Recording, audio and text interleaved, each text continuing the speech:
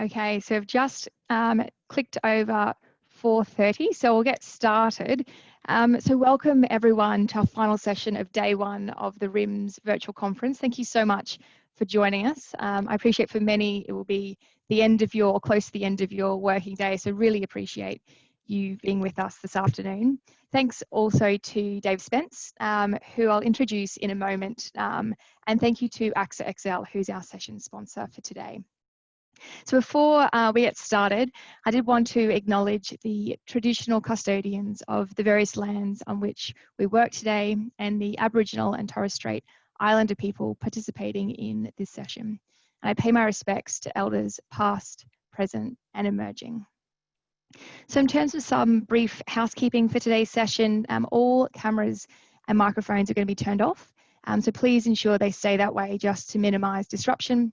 And we'll be using the Q&A function at the bottom of your screen to ask any questions. So please use that throughout the session. And you can also upvote any questions from attendees that you would like to see answered. And finally, please be advised that today's session is being recorded and will be distributed. So just keep that in mind as you ask your questions.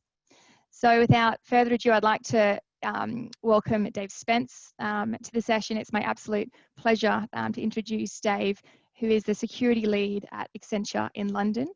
Dave's been working in IT and cybersecurity since 2002 and has a passion for leading teams in complex and solving complex cyber challenges. In today's session, Dave is going to help us to understand some of the key challenges that supply chain and cloud environments can pose when it comes to cyber risk. So good morning to you in London, Dave. Thank you very much for joining us. Good morning. The virtual floor is now all yours. Thank you very much. So in the session today, we're going to be looking at sort of complex supply chain cyber risks, and also as that plays out in the increasingly cloud environment that we find ourselves living in as companies charge full steam ahead into using cloud services. So trying to bring that together with what are some of the good practices we kind of see good companies who manage these kind of risks well, sort of bringing that together at the end. So why supply chain? So in times gone by, supply chains used to be relatively linear.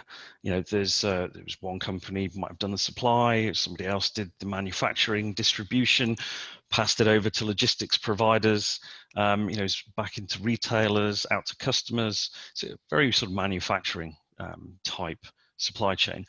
But you know, increasingly, with the interconnected world that we find ourselves in and the increasing number of devices, connectedness of devices, fridges that people have that call up to the supermarket and can order things when the fridge is empty. The amount of connectedness there is in the supply chain, you know, means that for most companies now, their supply chains are the most externally networked and complex set of arrangements and relationships that most companies have. And it's not just the initial sets of suppliers that companies might have, but the second and third set of suppliers that they have is increasingly complex, and they're all connected together, and getting visibility of those connections and understanding how it is all connected and how the risks play out across the supply base is increasingly challenging. So as we move into a more interconnected world, and as the supply base is increasingly complex, what are some of the major challenges that come about? So a lot of suppliers and third parties are being added to supply chains of organizations, sometimes without them even knowing or understanding. You have a supplier that's doing a job for you. They can change their supply chain as they wish. There are a number of major sort of consolidation risks when it comes to supply chain as well. So with the increasing prevalence of cloud services and a couple of significant cloud providers, such as Amazon, Google, Azure, sorry, that a lot of risk is being consolidated in those key suppliers, and so organizations such as financial services, increasingly large amounts of their business are being done in the cloud, outside of the direct purview of the regulators. It's a significant challenge for a lot of organizations, trying to keep track of and understand how their supply chains are changing over time. I think it's probably a security maxim which lots of you have heard before. Companies are just as vulnerable as the weakest link in their chain, and in the case of supply chain, there have been quite a number of significant incidents over the past years where organizations have been targeted ultimately through their supply chain. As I mentioned, due to some of the sort of consolidation risks in the supply chain and large suppliers working for many companies, they become a very enticing and valuable target for attackers and threat groups who want to get access to the most information they can, or try and find different ways into organizations, particularly organizations that might be more mature. So if organization is quite mature and is really good at protecting their critical data and assets, sometimes the easiest way that perpetrators and threat actors can get access to that kind of critical information and data is through third parties, through organizations they might have relationships with, organizations that might be providing services to them. They are regularly don't have as good controls necessarily as some of the major organizations. And if you're a threat actor looking to get access to some of the top end, well-defended organizations, supply chains are increasingly the aspects that they are turning to in order to get access to critical systems information. We can see here a little bit of a stat. The increasing number of cyber attacks are coming through the supply chain, and they're targeting the weakest links, generally the sort of smaller to medium-sized suppliers that might not be as good as managing their exposure. But one of the things that's quite interesting, I think, in all of this is that it's not really considered very much, but when entering into a supplier-based relationship with a third party, a lot of organizations don't consider whether that changes their own threat profile and their own cyber risk. So, by entering into a business relationship and providing services or working with a third party, effectively those organizations, they inherit each other's kind of threat umbrella, if you will, and they're all, they all become, they all have elements of a shared threat and risk profile. But not a lot of organizations are very good about talking about that or about sharing that kind of information and sharing the kind of threats that they might have. If you're doing business with supplier A, supplier A might also be doing business with an organization that could be very heavily targeted.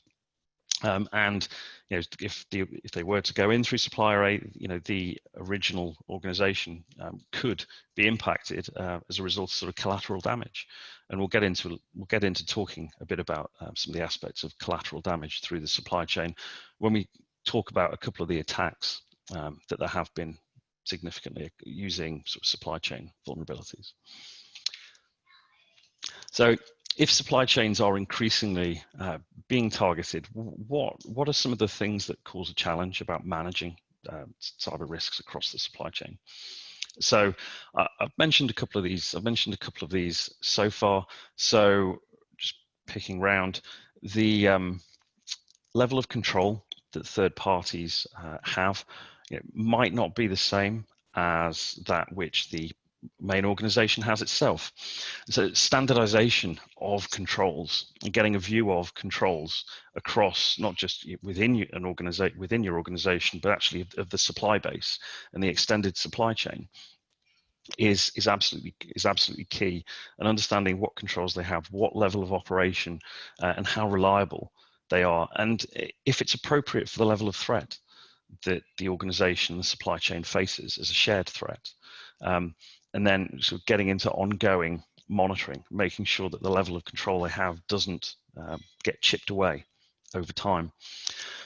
A really interesting challenge around third-party risk management is the lack of a really kind of international standard or a proper multi-party international framework about controls, I think it's been a significant barrier to more greater adoption of standardized sets of controls and standard frameworks in third-party cyber risk management and assurance. But a lot of organizations have created their own sets of controls, and it's all so you end up with competing standards, and each one being slightly different. It can be really difficult for a supplier to keep track of what commitments they've made in those responses and how many they've made, depending on how many relationships they have. So some of the challenges around lack of a proper framework is just diversification and complexity of control and sort of different levels and standards. Sometimes the suppliers don't know what they should be doing, and a key aspect for the organization when entering into a relationship is particularly around onboarding suppliers. Key element of getting a good understanding of their threat profile, the risks, the level of controls they have, and organizations can use that part of understanding how that might affect their own cyber risk. And then there's ongoing aspects of the relationship, and also looking at particularly decommissioning in terms of a way of moving all access or information they might have and how that is managed throughout the life cycle of the suppliers. One major challenge I've mentioned in particular when looking at supply chain is lack of visibility into nth party relationships. And this is the suppliers of suppliers of suppliers. A very large organization in the UK that I work with had a supply base, a primary supply base of getting on for 15,000 suppliers.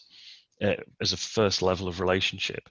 If you extrapolate that out to a second or third order type relationship, you're potentially looking at a supply chain with tens of thousands of suppliers across many different geographies, trying to get an understanding of that, and particularly managing some of the risks through contracts with the primary suppliers, and making sure that there is flow down through the supplier contract arrangements, flow down of controls and expectations to second, third, and nth parties through the supply base is also key to maintaining an overall effective cyber resilient supply chain.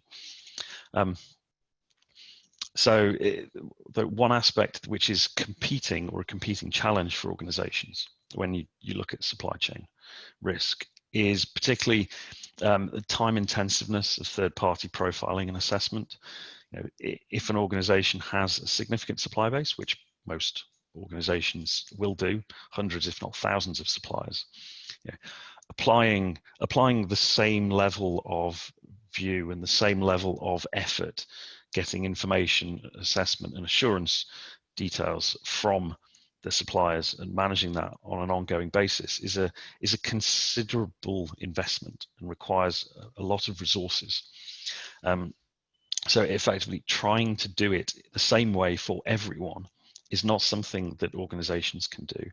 Really, they need to be looking at understanding how the different suppliers support their core business, and then look at sort of tiering levels of assurance or assessment to get the best, most cost-effective risk reduction, focusing the most effort on those that are critical to their business and not wasting time on those that might supply paper clips, for instance, unless paper clips are a critical part of your business, in which case you might want to have a look at those. So these are some of the key challenges around supply chain, managing supply chain cyber resilience. And I mentioned earlier that cloud is increasingly one of the major third parties and supplier relationships that's business critical for organizations. Right now, I think we've seen it during the pandemic, lots of organizations have accelerated their move to cloud infrastructure and environments.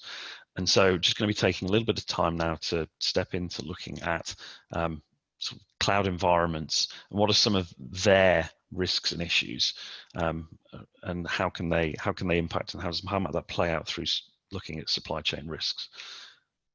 So we're getting to cloud security. There's sort of three overriding trends I wanted to pull out at the moment. An increasing number of organizations are going multi-cloud. So they're not looking at just having one provider do everything for them. It's not putting all of your eggs in one basket.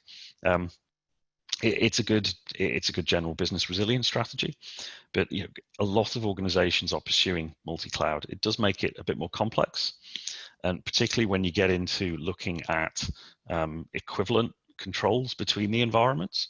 And I'll cover that a little bit further on the next slide. There's an evolving threat and compliance landscape when it comes to cloud adoption. I think during the pandemic, a number of organizations have rushed to adopt cloud without necessarily taking time to look at all of the compliance, security, and risk considerations. And it's my personal view that in the next 6 to 12 months, that a number of organizations are going to be looking at some of the rushed moves they've made and either wishing that they didn't or having to retrospectively put some additional security layers back into those environments. And then this leads a bit onto the final point in terms of misconfiguration. The cloud is just someone else's computer, basically. Someone else's computer, someone else's environment. The responsibilities, the providers are responsible for the security of the cloud as an environment. They're not responsible for the security in the cloud. All of the cloud environments come with a considerable number of different ways of configuration, and all of them can be configured in very secure ways, but a lot of them do not come with security out of the box. The security, all of the settings that you might want are not necessarily turned on by default to make it the most secure that it is. So someone increasingly looking at Office 365, is a good way of having a cloud-enabled email access. A significant, it's a relatively sad state of affairs, from a personal view, that quite a lot of organizations have rushed at that and then decided not to implement multi-factor authentication. A significant source of business email compromise type incidents and events that may happen with organizations that have moved to 365. The vast majority of those that we've seen, and in the UK, I've led a number of different incident response teams over the years. That one of the biggest single cause of business email compromise, particularly in cloud environments, is lack of multi-factor authentication, which is the organization's choice. They decided not to implement that control because they thought it'd be not as acceptable to their end users. Didn't necessarily weigh up all of the risks and threats, and found themselves on the end of effectively losing money. But looking at cloud misconfiguration of the cloud, either willful misconfiguration, like I just mentioned, or unintentional, unwillful misconfiguration, and that could just be not understanding or not knowing enough about the environment and the controls available to not make the right choice when you're looking at it. And during the pandemic, as organizations have accelerated their adoption of cloud, have they made all of the right choices when it comes to how to configure and secure the environment? So I mentioned we'll take a quick look at multi-cloud. I hope you can see from the picture in the middle, I'm supposed to be able to see all of the individual items, but it's complex. All of the clouds, particularly the major clouds, all basically do the similar or the same kind of thing. But it's quite complex because they all generally call it different things. So what is one aspect or one level of configuration in Amazon in terms of maybe something like denial of service protection, there are equivalents in Azure, Google, but they're called different things. Do they all have the same level of configuration? Can they be set up to provide protection in the same kind of way? So understanding all those different environments and working through how to get equivalent levels of security across the different environments and the multi-cloud environments is a particular challenge when looking at how organizations go multi-cloud and go multi-cloud in a secure way. I we spoke about misconfiguration being the number one factor when it comes to cloud related incidents and compromises. So just set out here, these are the common types of cloud misconfiguration from a survey. So you're looking at it's particularly around things like complex setups for things like firewall rules, or what's called kind of security groups or access rights. Getting those right in a cloud environment is quite difficult, especially given the dynamic nature of some of these environments, with services, infrastructure, and containers rapidly being spun up and then teared down again. They can be quite dynamic and elastic environments, which is one of the reasons why organizations use them. But maintaining appropriate security and segregation between different environments in the cloud is a major challenge, and it's a common source of misconfiguration and incident.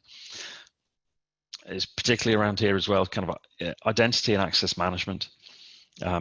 It's a significant challenge, and in any environment, be it on-premise or the cloud, I think the cloud just amplifies that, because if you make a mistake around identity and access management, it's not just people with, in the old school, it was people with access to the office.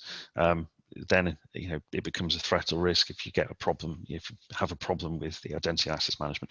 In the cloud environment, because it's generally accessible, unless you've locked it down, it's accessible to anyone in the world, then that becomes a significant challenge if you've made problems, if you've made misconfigurations, or you've willfully chosen to not put in the right kind of configurations like multi-factor authentication.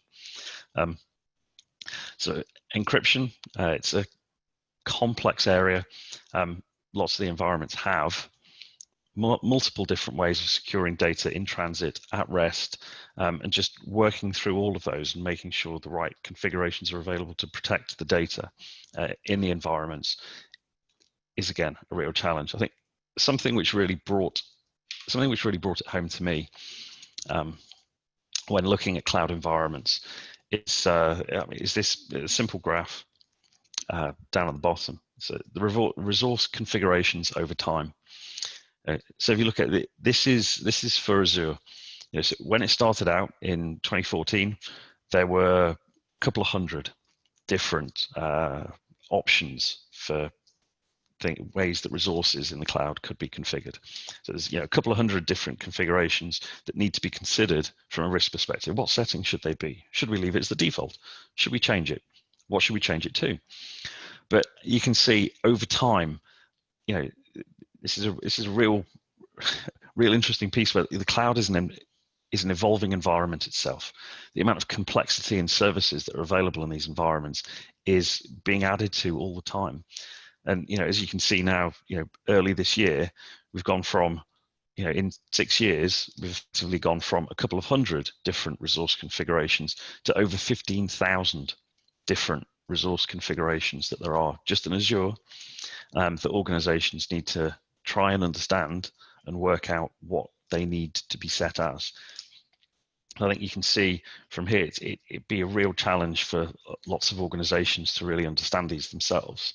And that's where you get into the training of the people. And also, I think from a supplier perspective, and bring it back a bit more to the supply chain perspective, lots of organizations use partners, third parties, managed service providers, IT outsourcers to manage these environments for them. And a key part of that relationship is going to be the security aspect, and how do organizations make sure the IT outsourcers and IT providers have all of the right kind of settings and have the right people with the right knowledge to set up and manage these environments in a secure way. So looking at pulling out some interesting attacks, just to cover a couple of different things across sort of supply chain. So some interesting ones here when looking at which ones to pick out. There's some challenges around what do you leave out, but I thought it'd be interesting to look at something quite old. It's a TK Maxx, back in 2007. It's a significant, one of the largest compromises of the time, significant number of customer records, large financial impact to the organization.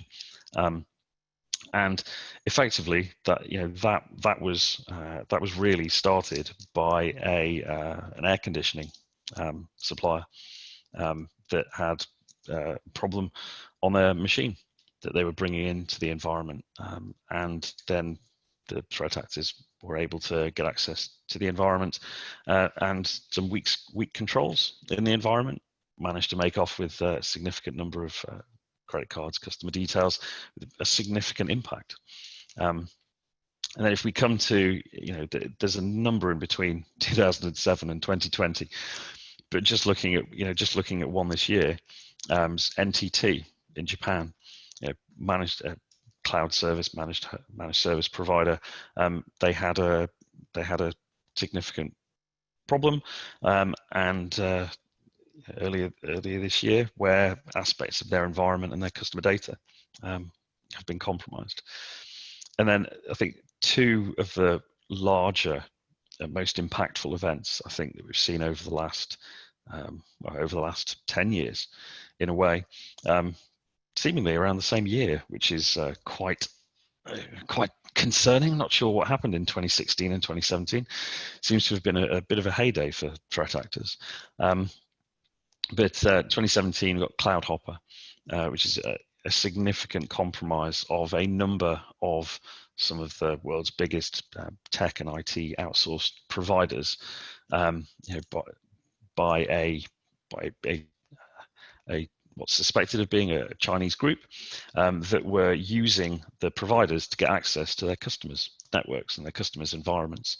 So using the outsourced providers and the level of access they had to ultimately get access to their customers' information and data that they had. And then I spoke a little earlier about sort of the prospect of collateral damage through supply chain attacks and targeting, and NotPetya is what immediately springs to mind as one of the most significant incidents where that's the case over the last few years, where that caused significant disruption in the UK and around the world, and that was compromised to a software update mechanism of a piece of tax software in Ukraine. So it's not, so when looking at the supply chain and the risks, it's not just the physical suppliers and the people that there are that present challenges and risks, but also with the software that you have and the software that companies have in their environments. Increasingly a lot of this software has auto update mechanisms, and so it regularly calls out to their provider systems looking for updates.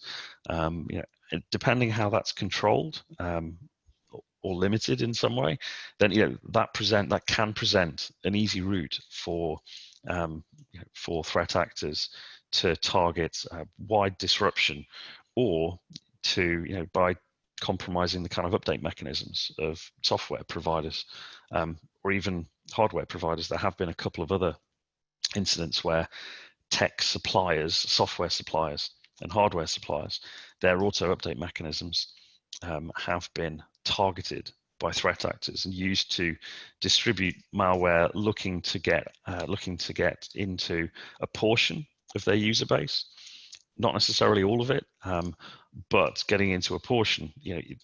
Other parts of organizations that take the same software or take the same kind of hardware, they can end up being impacted by activities through the kind of the tech supply chain suppliers.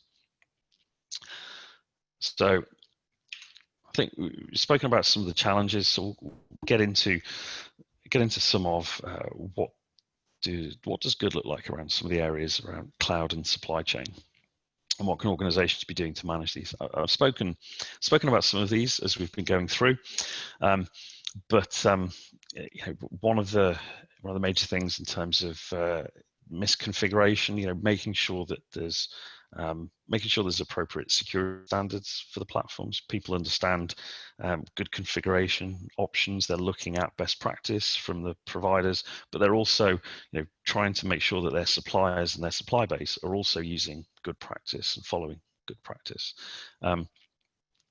There's a real risk in cloud around lack of understanding around how the cloud is evolving over time and the different options that are becoming available. So making sure that organizations and their suppliers understand how the cloud is evolving, keep track of that, is critical to providing a good ongoing management of cloud resilience and risks.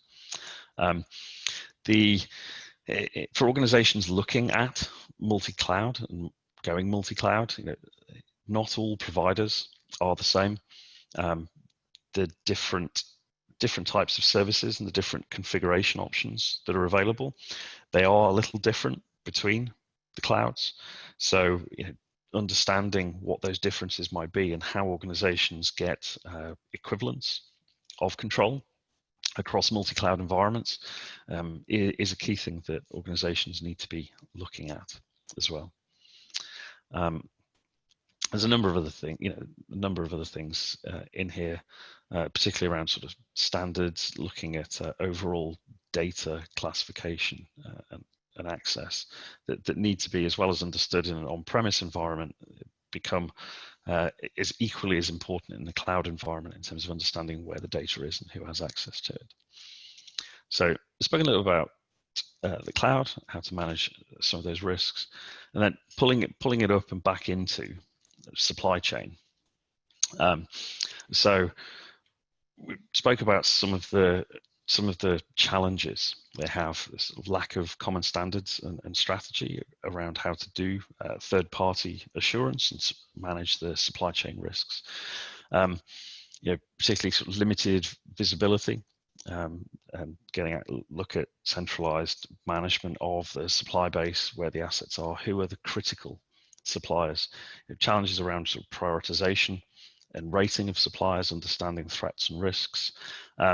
There's particularly for the larger organizations that have complex and large supply chains, particularly doing security assurance and validation at scale across that supply base is an area that is and can be a real challenge, particularly trying to do it in a cost-effective way. And that's getting into the high cost with limited incentives. Sometimes, looking at doing a standard approach to supplier assurance and management and having everyone meet the same high hurdle can be a waste of resources and not be the most cost efficient and effective way of managing their risks.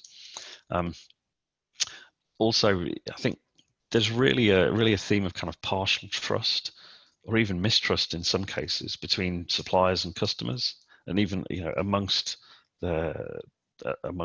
peers who may be involved, who may have very similar supply chains, but that they all share the same kind of threats and risks. So really trying to do something to build trust across, particularly the critical and high risk of the supply chain. And then there's only a finite amount of resources, as I mentioned, that organizations can put into this. Doing it in the right kind of way is where you really need to look at. Organizations need to be looking at establishing an overall strategy and plan for how they manage cyber risk through their supply chain. Looking to develop in conjunction with typically supply management functions, a center of excellence for supply chain security, and bringing the security and risk teams into their supplier assurance or their supply management teams. Their supply management teams are not going to be the cyber experts in organizations. They need to work with those that are.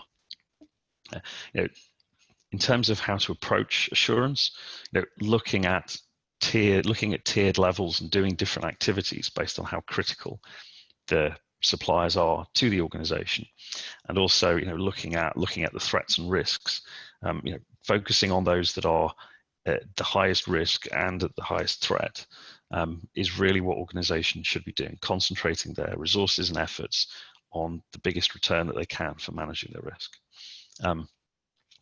Then obviously organizations can't do all this without implementing the right kind of support structures. That's funding and resources across the different teams in the organizations, be that supply management, assurance, the cyber functions, the risk experts. This is a real area where different aspects of organizations need to come together to manage these kind of risks effectively.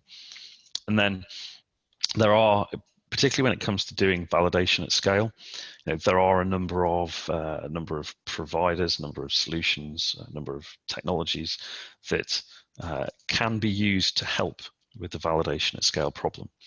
Be that sort of centralizing questions and returns, and having one place that organizations can go to get effectively kind of cyber ratings for organizations as well.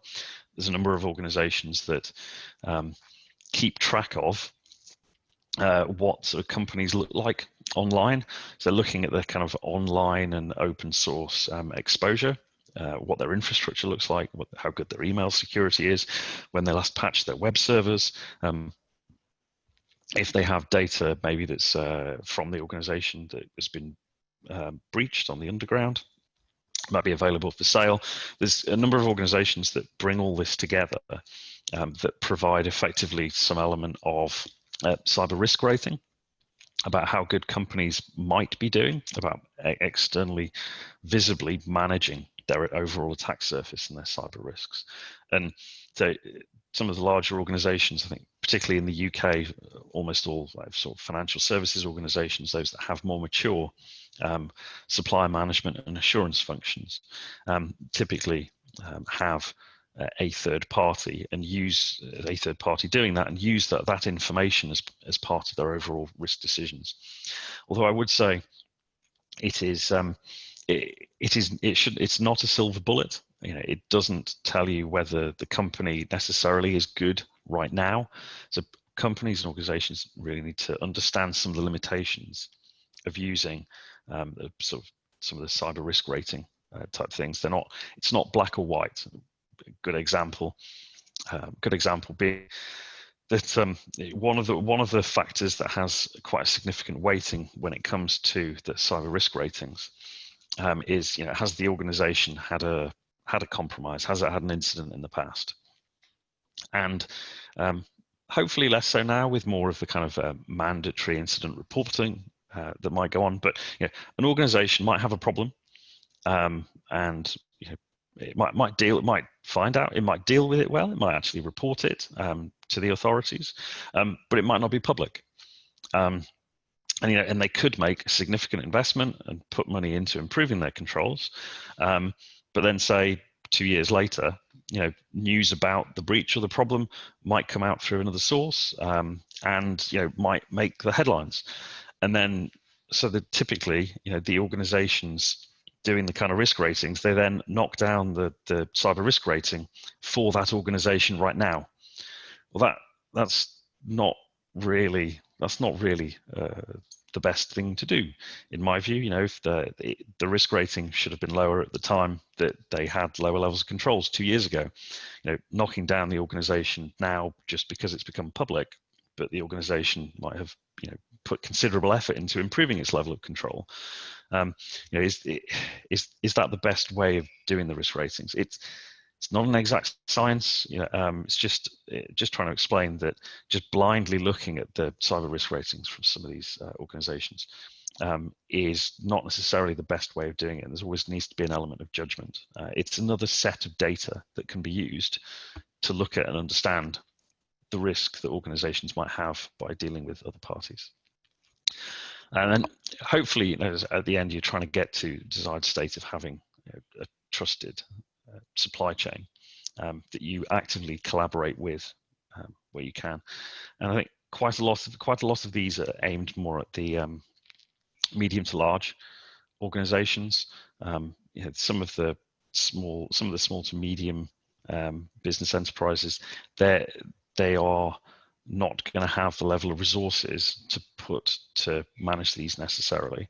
But that, I think, particularly there where you're in resource challenged environments, looking at managing aspects that, particularly through well-written contracts, and having key SMEs in the business who really understand the business and the risks can help inform and drive some of the supplier activity is a key part. Kind of trying to bring all of the cloud supplier aspects together. Really, it comes down to, it's incumbent on organizations to understand their threats and risks and how their suppliers and the organizations they're working with, how they come together and interact through the increasingly complex supply chain. How organizations need to understand how all of that complexity works and to support their business, and really identify the areas that might be weak and look at focusing those, particularly if they're critical to their overall business. Really need to establish a business-driven supply chain cybersecurity model that includes governance, and particularly for the higher risk suppliers or the most critical suppliers to organization, actively get to the point where there is active collaboration with the organization and suppliers, particularly maybe around things like sort of war games, exercises, bringing suppliers and partners in to those events, so that the organizations can understand how they work together to manage their sort of shared threat, is something organizations should be doing. And then, if you understand your threats, risks, your supply chain, who's critical, you've got this kind of model about how to manage supply chain risk. Really looking at aligning the expected level of control with the actual threat, to mitigate real world risks. I've seen supplier due diligence questionnaires with upwards of 1,000 questions in an Excel that need to be answered. Are all of those questions equally as important? Are all of the controls that are there most effective at managing the kind of real world threats and risks that they're sharing? Generally not. So really focusing on those that are critical to the organization and how they do business and how they support each other. And then securing ongoing collaboration and trying to operationalize a resilient supply chain with hopefully cost-effective assurance and active collaboration is where organizations, particularly the medium to large organizations, what they need to be looking to do in time. So that was it in terms of a bit of a whistle stop through some of the challenges around supply chain security, assurance, risk management. Particularly we look at some of the major challenges when it comes to cloud environments and cloud providers, and how that interacts and impacts organizations' supply chain cyber resilience, and then stepping through some good practices and areas that organizations should be looking to do to manage their overall supply chain risk. Wonderful. Thank you so much, Dave. I think it's an excellent and really insightful presentation. And this topic of third-party risk and actually fourth-party risk as well, as it relates to cyber, is only becoming more prominent in organisations. So thanks very much. It's certainly a very timely presentation. We do have a few questions that have come through on the chat. So sure. If you're happy, I'll go through them and love to hear your responses. So the first was, how can we better manage the potential cyber risk exposure at third-party operations, including the existing ones, given that there is a lack of proper frameworks available?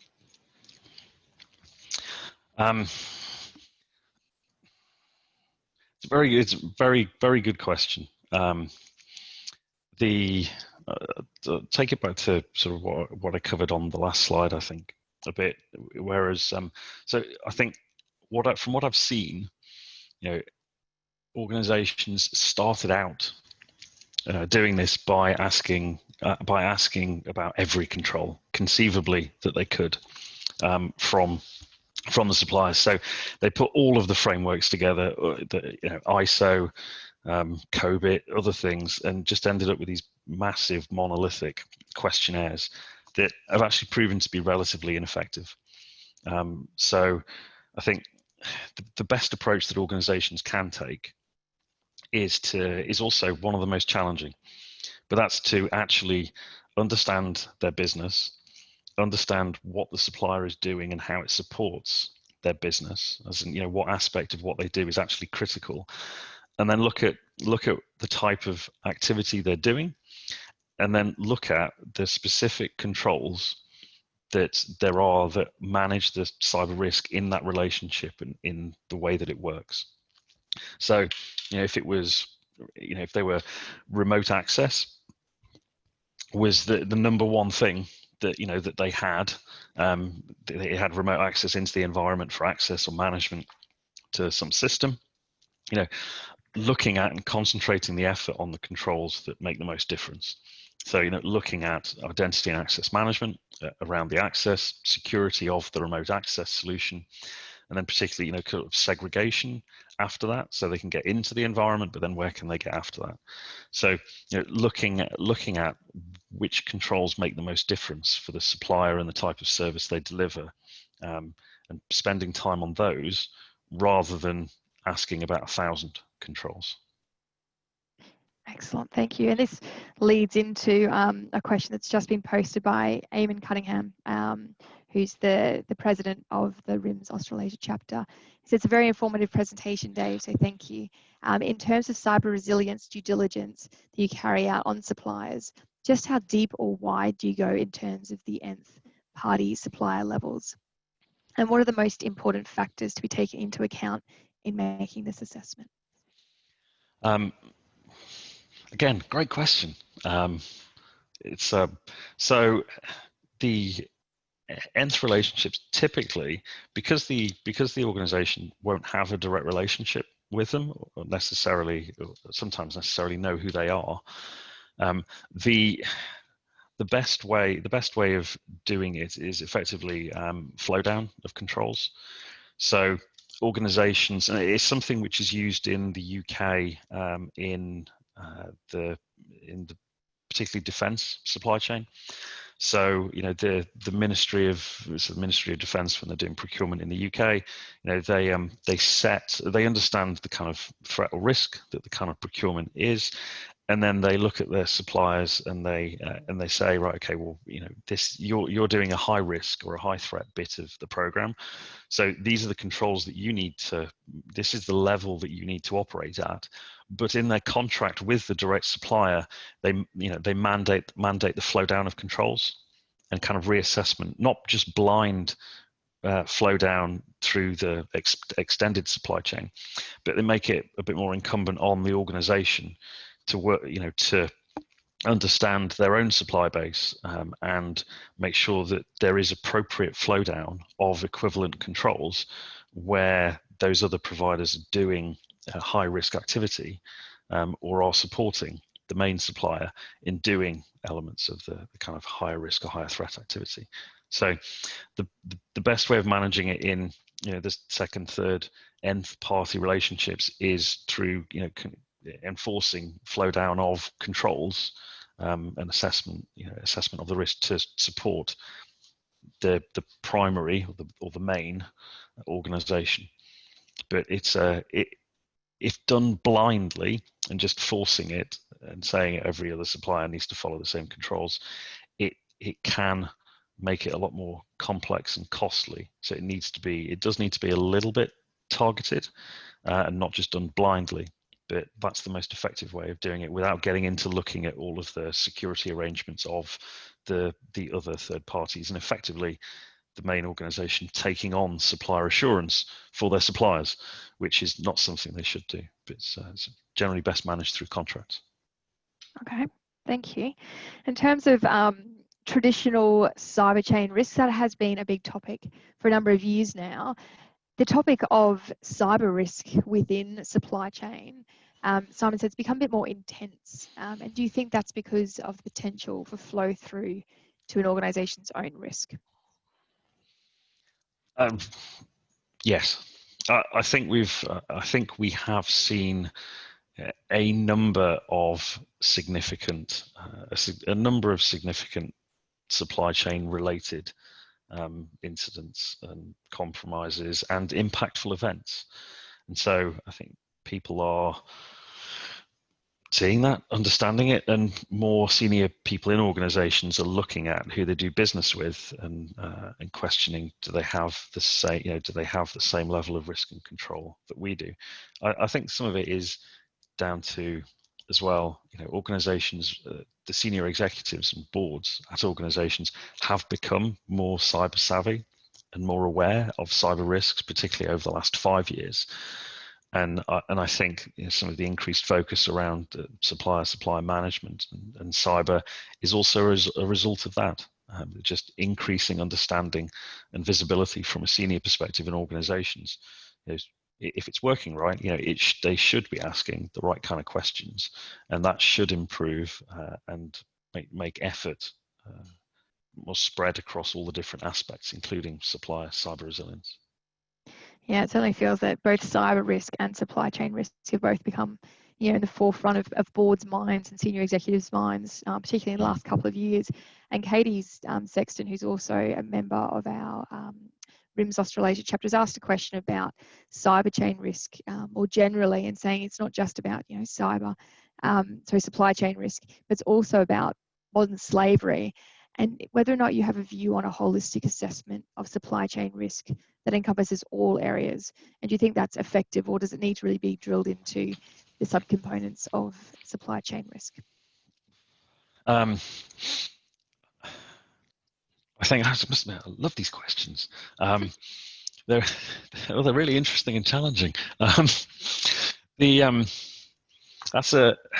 think that's something where, for those in cyber, I use a phrase which has been used to describe, if anybody knows, the CISSP certification, which is a good general certification, but kind of it's described colloquially as kind of 3 miles wide and 1 inch deep, because it tries to cover everything in or of relevance to information security, including some technical elements of cryptography, but it tries to cover a massive amount of content, but because it covers such a massive amount of content, it isn't particularly specialist or deep in any area. And so, whilst I think you could have an overall holistic approach to supplier assurance and management, my fear would be that it would end up being 3 miles wide and 1 inch deep. And particularly for the business going through and doing the assessment, I think it needs to ask a number of different areas. It needs to ask quite a lot of different things. And ultimately, if managing the risks they're trying to manage are what they should ask the most questions about. So yes, there is absolutely an element of kind of 3 miles wide, if you like, in terms of just understanding about the business, good practices, whether they're a good business to enter into a business relationship with. But then there's what are they doing for you, and what aspects of what are they doing for you, then what are the controls and other areas become particularly important. And that's where you need to get into a bit more specialism. And I think the areas that you would want to look at more with the organizations, to me, it does differ based on what the organization is doing and the type of services or products or things they're providing to the organization. So if it was a manufacturer, and they did have offices they had offices or production facilities or factories in locations where there's some labor laws or other things are known to be a challenge, asking the organization and getting into more detail about their supplier aspects for modern slavery and those kind of things is absolutely something that they should do. But I think trying to make the whole process 3 miles wide and 3 miles deep is going to be, I think it'd be too difficult. Yeah, it's certainly a big ask. We have a question here from Simon Hardy about cloud configuration.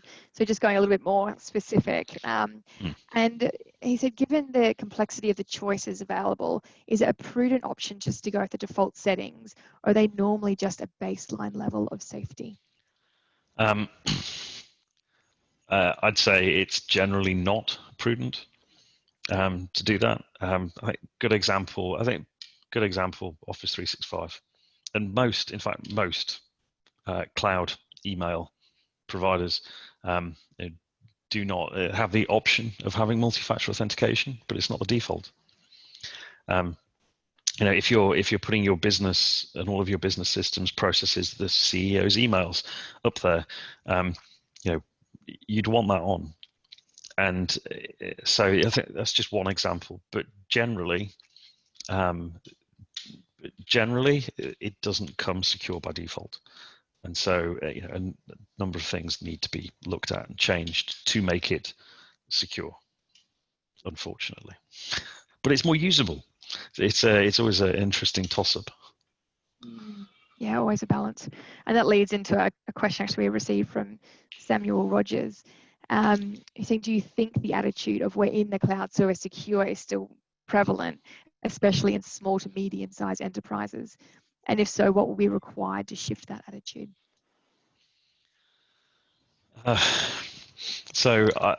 Yes, I think there is a bit of complacency for some organizations, but I think some of that is, I would argue, is actually, I think for some of the small to medium enterprises, I think moving to those kind of environments does the level of security that there is in the large scale cloud providers, the amount of money and people that they have looking at security of the cloud and of their environment and of their infrastructure is certainly a lot more than most organizations, you can say most organizations in the world do, full stop. So by putting stuff there, I think for a lot of companies, they have a better level of baseline security than they would do if they kind of operated themselves. But it's that last bit, in terms of the security in the cloud, and then making sure that I think there's generally a lack of awareness, I think, and probably a lack of it's a newish risk, and I don't think some of the risk and audit functions and teams in organizations have progressed to the point of being targeting and asking the right kind of things and adapting their approaches, assessments to risk, and how they might sort of drive organizations to be a bit better in how they do that. So I think it will improve in time as more organizations use it, and as particularly I think the not just the IT professionals that are trying to configure it, but the security and risk professionals and into kind of internal and external audit, as they become more aware of some of the challenges and options and security challenges about the cloud, as their understanding evolves, that is then going to lead to improvements that need to be made by the IT teams. But it's a process which takes time, and I'm not sure of the best way of accelerating it, other than potentially making sure that the kind of risk, security, and audit functions are skilled up as quickly as possible in this. Yeah, that makes sense. So I'm just conscious of time, but we do have one last question from Kevin Bates, who is the director of the RIMS Australasia chapter, and it feels like a good one to end on. And he said, it feels to me like this journey will be one that never ends. Do you agree? Yes. I thought it may be a one-word answer. Well, thank you so much, Dave. We really appreciate your time and your insights this morning, your time, and this afternoon for us. Also really want to thank AXA XL for sponsoring this session. And just remind attendees, our next session tomorrow starts at 8 a.m. on driving innovation through positive risk with Michael Madison of EverEdge. And attendees are welcome to join any sessions that they haven't yet registered for, and access is via the same link as today. So if anyone is interested in joining that, we'd love to have you. Also, if you're interested in becoming a member of the Australasian chapter, along with RIMS Global, just to visit rims.org for further details. And if you complete a survey at the end of this session, we'd love to know your thoughts. So with that, I'll wish everyone a lovely evening. And Dave, thanks again. Hope you have a great day ahead. Thank you, everyone. Have a lovely evening.